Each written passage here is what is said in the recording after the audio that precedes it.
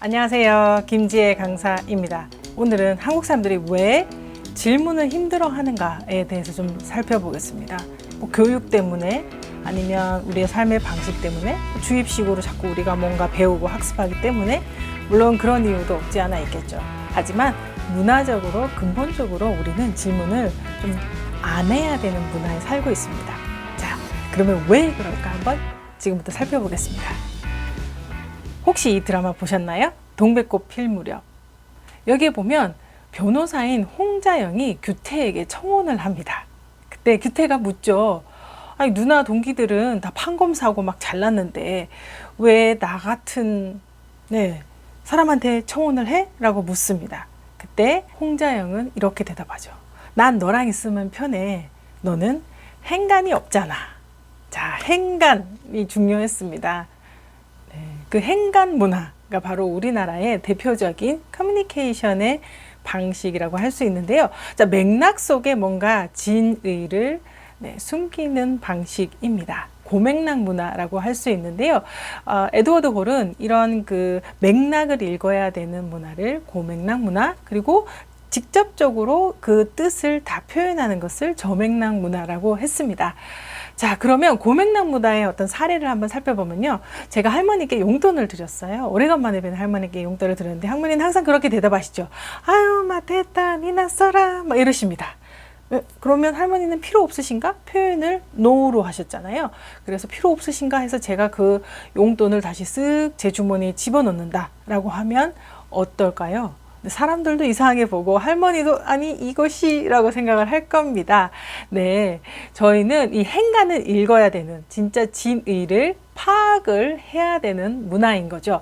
yes라고 얘기해도 yes일 수도 있고 no일 수도 있고요. 이 할머니처럼 no라고 얘기했지만 사실은 no가 아닐 수도 있습니다. 네, 바로 고맥락 문화의 특성인데요. 그러면 저맥락을 한번 살펴보겠습니다. 저맥락은요, 그냥 다이렉트로 얘기하는 거예요. 내 뜻을 그대로 말로 다 표현하는 문화입니다. yes는 yes이고요. no는 그냥 no예요. 나는 싫어, 좋아. 이거를 아주 명확하게 표현하죠.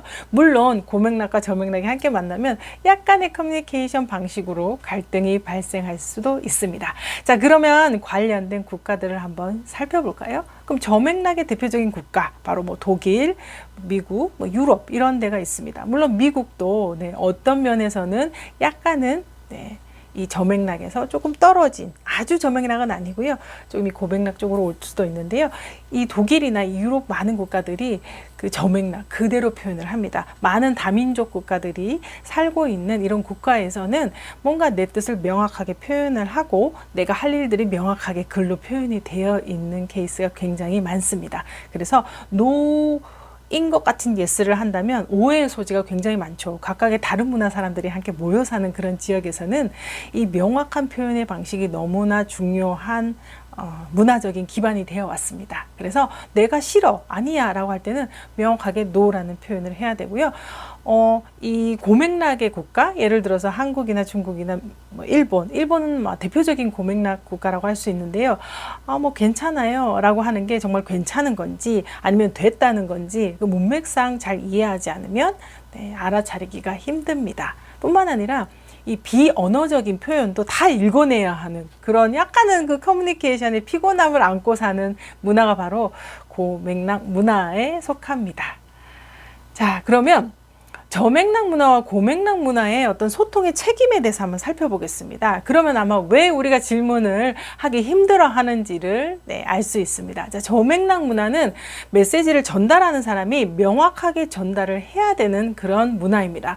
no면 no, yes면 yes. 그러면 그 말을 들은 사람은 저분은 yes는 yes이고 no는 no이구나 라는 문화 속에서 명확하게 그 뜻을 이해합니다. 그래서 소통의 책임은 말하는 사람에게 있습니다. 그래서 내가 못 알아들었을 때는 얼마든지 질문을 해도 아무도 뭐라 하지 않습니다. 왜냐? 메시지 전달하는 사람이 명확하게 하지 않았기 때문에 내가 잘 못 알아들었다라는 의미가 있거든요.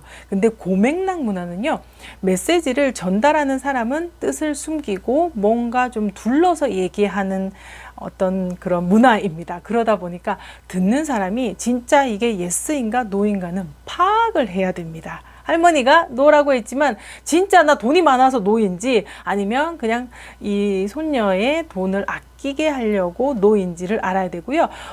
예를 들어서 우리 지하철에서 자리를 양보했을 때 그 할머니가 됐어요 라고 했을 때 정말 미안해서 됐어요 인지, 아니면 나 곧 내리니까, 아니면 나 운동 삼아 서호 입고 싶은지, 이런 것들은 파악을 해야 됩니다. 그래서 굉장히 빠른 시간에 그것을 읽어내야 되는 그런 생각들이 머리에 막 복잡하게 돌아가는 문화입니다. 그래서 우리는 그것들이 굉장히 빨리 되기도 하고요. 그래서 메시지를 전달하는, 말하는 사람이 메시지를 책임지는 게 아니라 이 소통의 책임은 듣는 사람이 빠르게 파악을 해야 되기 때문에 소통의 책임을 듣는 사람이 가지게 됩니다.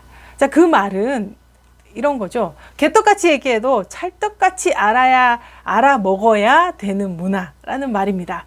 만약에 그 사람이 뭐 어떻게 막 아무렇게나 얘기를 했어요. 하지만 그 뜻을 내가 빠르게 파악을 하고 빠르게 뜻을 알아차리면 일 잘하네, 대화 잘 되네, 커뮤니케이션 잘 되네, 뭔가 너는 내 말귀를 잘 알아들어, 이렇게 돼서 인정받습니다. 뭐 사회나 회사나 모두 빠르게 그 말을 뜻을 알아차리면 너무나 잘 일을 한다라는 인정을 받는 문화이기도 합니다. 그래서 개떡같이 얘기해도 찰떡같이 알아야 되는 이 문화가 바로 이 고맥락 문화에 해당됩니다. 굉장히 힘들죠. 그래서 막 자꾸 질문하면, 그래서 그런 얘기, 왜 그렇게 내 말귀를 못 알아들어? 라는 말을 듣곤 합니다. 그래서 이 질문이 약간은 허용되지 않은 거죠. 왜냐하면 내가 알아야 되는, 내가 책임져야 되는, 듣는 사람이 오롯이 책임을 져야 되는 문화이기 때문입니다. 자, 그러다 보니까 우리가 늘어나는 게 바로 이겁니다. 눈치입니다. 눈치껏 해야 되는 거. 빠르게 맥락을 파악을 하고 알아차려야 하다 보니까 눈치가 없으면 소통이 안 되는 사람으로 인식됩니다. 그래서 우리는 눈치라는 걸 굉장히 많이 길러야 되는 또 다른 스킬이 되어버렸죠. 그래서 눈치 있게 빠르게 알아차리는 법, 이것이야말로 고맥락의 커뮤니케이션 방식이라고 할 수 있습니다. 자, 어떻게 보면 굉장히 고맥락의 커뮤니케이션 방식은 조금은 내가 마음이나 에너지를 더 많이 소비해야 되는 문화이기도 합니다. 하지만 이 고맥락의 문화, 눈치가 있고 뭔가 맥락을 읽어내야 되는, 행간을 읽어내야 되는 문화야말로 서로를 공감하기 위해 굉장히 애를 쓰는 문화이기도 합니다. 내가 아니 됐어요, 괜찮아요 라고 했을 때 사실 내 마음은 되지 않았잖아요.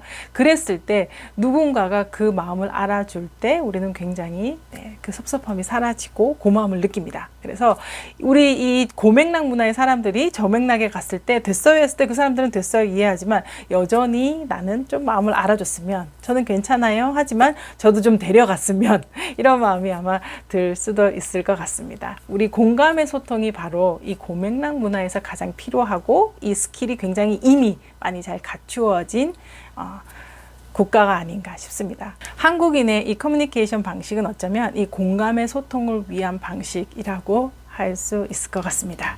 자, 오늘도 이 문화 차이에 따른 커뮤니케이션 방식에 대해서 잠시 살펴봤는데요. 우리가 질문을 못하는 이유는 굳이 내가 어떤 질문력이 없어서라기보다는 이 문화적인 배경도 있다는 거 꼭 생각해 주시면 좋을 것 같습니다.